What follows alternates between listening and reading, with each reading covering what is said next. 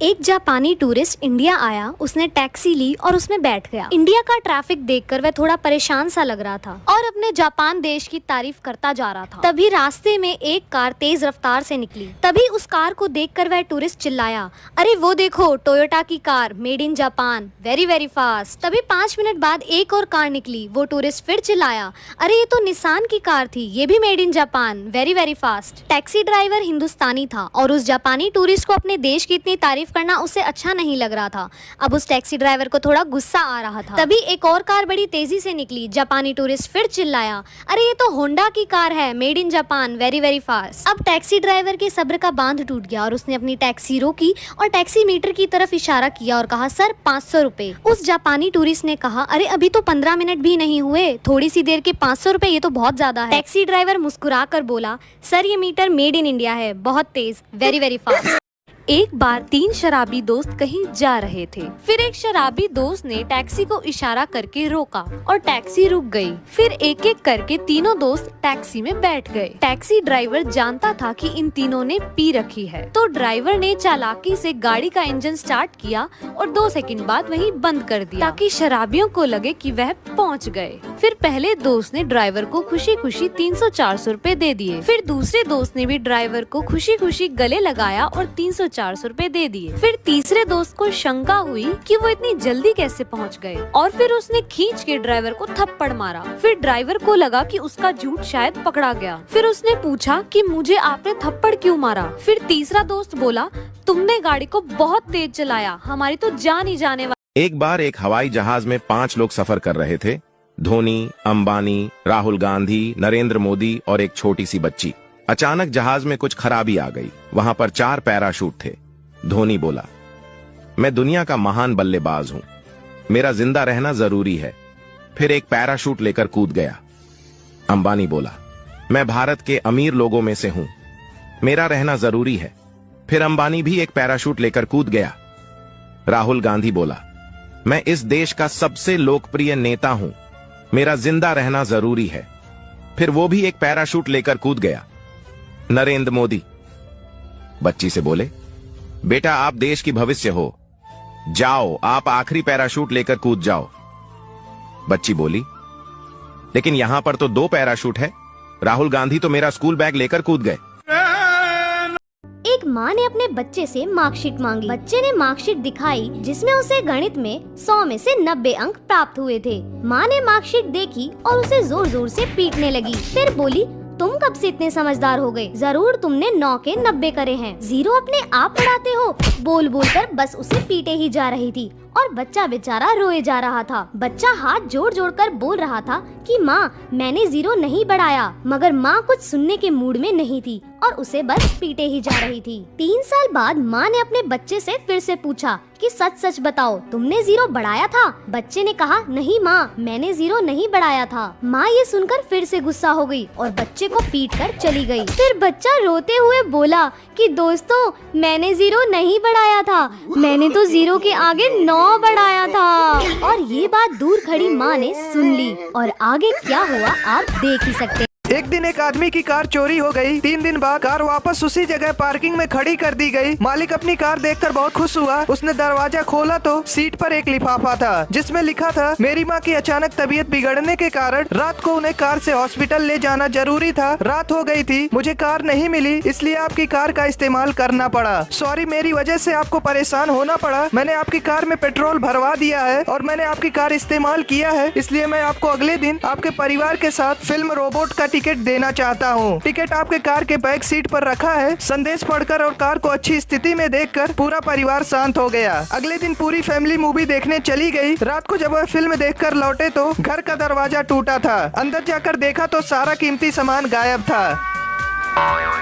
दोस्तों, एक आदमी घर पहुंचते ही अपने पिछले महीने की सैलरी अपनी पत्नी के हाथ में रख दिया। वो दोनों बातचीत कर ही रहे थे, तभी पति का फोन बजा। उसने फोन उठाया, बोला, हेलो माँ, आप कैसी हो? माँ बोली, बेटा मैं ठीक हूँ, मुझे तुमसे 3000 रुपए चाहिए। पति ने पत्नी से कहा, माँ को 3000 रुपए चाहिए। पत्नी बोली, उनसे कह दो अभी पैसे नहीं है। पति बोला, माँ अभी इतने पैसे नहीं है। माँ बोली, ठीक है, फिर तू मुझे कहीं से 2000 दिला दे। पत्नी बोली, कह दो 2000 रुपए भी नहीं है। पति ने उन पैसों के लिए भी माँ को मना कर दिया। माँ रोते हुए बोली, बेटा मैं बीमार हूँ, मुझे हॉस्पिटल में चेकअप कराना है, इसलिए कम से कम 1000 तो दे दो। उसकी पत्नी बोली, कहो चेकअप कराना है तो किसी सरकारी हॉस्पिटल में करा ले। पति बोला, सासू माँ आप किसी सरकारी हॉस्पिटल में चेकअप करा लो, अभी पैसे नहीं है। पति के मुंह से सासू माँ सुनते ही पत्नी ने पति से फोन छीन ली। बोली, हेलो माँ आप बीमार हो, मुझे बताओ आप कहाँ हो, मैं तुरंत पैसे लेकर आती हूँ। दोस्तों आपने इस कहानी से क्या सीखा? दोस्तों एक बार एक टीचर ने अपने एक छात्र से पूछा, अगर तुम्हें रास्ते पर एक 100 रुपए का नोट और एक 50 रुपए का नोट पड़ा मिले तो तुम कौन सा नोट उठाओगे? वह छात्र अपने आप को बहुत चालाक समझता था। उसने फट से उत्तर दिया, सर 100 रुपए का नोट। टीचर बोला, तुम मूर्ख हो। तभी टीचर ने यही प्रश्न दूसरे छात्र से पूछा। दूसरे वाले ने उत्तर दिया, सर मैं 50 रुपए का नोट उठाऊंगा। टीचर बोला, तुम और मूर्ख हो। यह सुनकर पहले वाले छात्र ने पूछा, सर आप ही बता दो हमें कौन सा नोट उठाना चाहिए? टीचर ने कहा, बेवकूफ तुम दोनों नोट नहीं उठा सकते हो।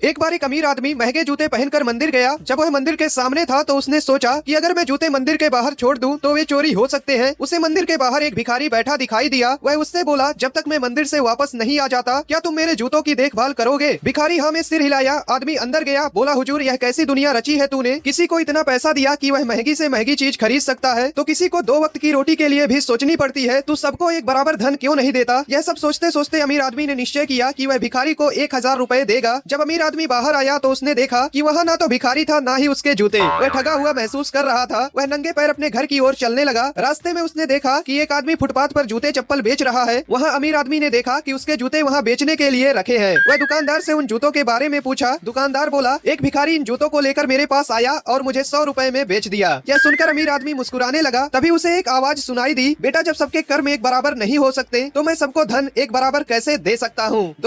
दोस्तों एक सेठ ने अपना कुआं एक आदमी को बेच दिया। अगले दिन जब वह आदमी उस कुएं से पानी लेने गया तो सेठ ने उसे पानी नहीं निकालने दिया। सेठ बोला, मैंने तुम्हें कुआं बेचा है, पानी नहीं, इसलिए तुम कुएं से पानी नहीं निकाल सकते। आदमी दुखी होकर सेठ के नाम मुकदमा कर दिया। कोर्ट में जब जज ने सेठ से पूछा, आपने उस आदमी को कुआं बेच दिया है, फिर आप उसे कुएं से पानी का उपयोग क्यों नहीं करने देते? सेठ बोला, साहब मैंने कुआं बेचा है, पानी नहीं, उसे कुएं से पानी निकालने का कोई अधिकार नहीं है। इतने में जज साहब मुस्कुराए और बोले, जब तुमने उस आदमी को कुआं बेच दिया है और तुम दावा करते हो कि पानी तुम्हारा है तो तुम्हें इस आदमी के कुएं में अपना पानी रखने का कोई अधिकार नहीं है, या तो तुम अपना सारा पानी। दोस्तों एक सेठ ने अपना कुआं एक आदमी को बेच दिया। अगले दिन जब वह आदमी उस कुएं से पानी लेने गया तो सेठ ने उसे पानी नहीं निकालने दिया। सेठ बोला, मैंने तुम्हें कुआं बेचा है, पानी नहीं, इसलिए तुम कुएं से पानी नहीं निकाल सकते। आदमी दुखी होकर सेठ के नाम मुकदमा कर दिया। कोर्ट में जब जज ने सेठ से पूछा, आपने उस आदमी को कुआं बेच दिया है, फिर आप उसे कुएं से पानी का उपयोग क्यों नहीं करने देते?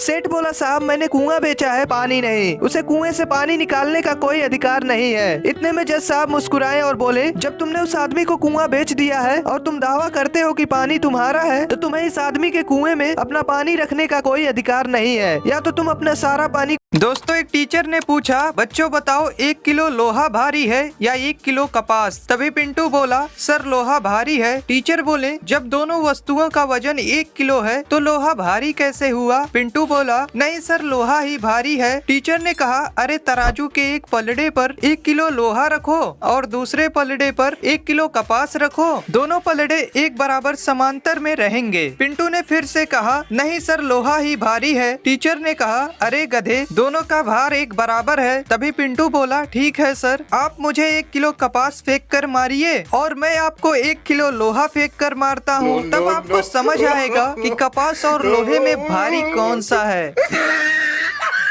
दोस्तों जंगल के बीचों बीच एक गांव था। उस गांव में ना कोई आता था और ना ही वहां से कोई कहीं जाता था। एक बार एक गधे ने सोचा क्यों ना जंगल से निकल कर देखा जाए कि आखिर बाहर है क्या। अगले दिन गधा निकल पड़ा। जैसे तैसे करके उसने जंगल पार कर लिया और शहर पहुंच गया। जब गांव वालों को यह बात पता चली तो वे कहने लगे कि वह गधा कितना भाग्यशाली है, अब वह वहाँ कितनी आराम की जिंदगी जी रहा होगा। लोगों की बात सुनकर कुत्ते के एक झुंड ने भी जंगल पार करने की ठानी। वे गधे की गंध का पीछा करते हुए उसी रास्ते से जंगल के उस पार चले गए। फिर गाँव के लोग भी गधे के खोजे गए रास्ते पर चलते हुए जंगल पार करने लगे। बार बार उस रास्ते पर चलने निकलने से एक पगडंडी सी बन गई। कुछ बरसों बाद सरकार ने वहाँ एक सड़क बनाने का फैसला किया। शहर से इंजीनियरों का एक ग्रुप आया। गाँव वालों ने बताया कि जंगल पार करने के लिए एक पगडंडी बनी हुई है, उसी पर अगर रोड बना दी जाए तो अच्छा रहेगा। उनकी बात सुनकर चीफ इंजीनियर बोले कि ये पगडंडी किसने बनाई? गाँव के एक बुजुर्ग बोले, साहब यह रास्ता एक गधे ने खोजा था। दोस्तों, चीफ इंजीनियर मुस्कुराते हुए बोले, आप लोगों को शर्म नहीं आती कि आप सब इंसान होते हुए भी इतने वर्षों से एक गधे के बनाए रास्ते पर चल रहे हैं? पता है यह रास्ता कितना लंबा है? हमने एक शॉर्टकट रास्ता खोजा है जिससे आप लोग आसानी से जंगल पार कर सकते हैं।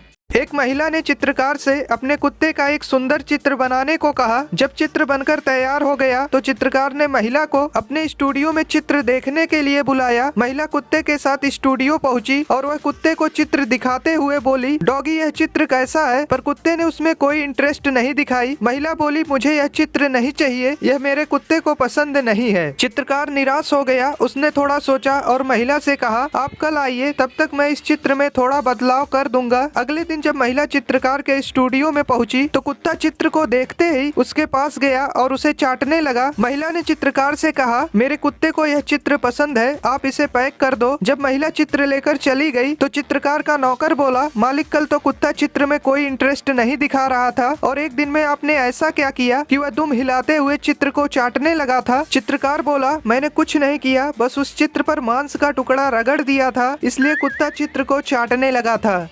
मम्मा देखो मैं जल्दी उठ गया और ये अब भी सो रही है। मम्मा मैं ब्रश करके नहाने जा रहा हूँ, वो अभी भी सो रही है। मम्मा मैंने स्कूल की यूनिफॉर्म भी डाल ली, वो अभी भी सो रही है। जा तू भी सो जा। क्यों मम्मा? संडे है आज।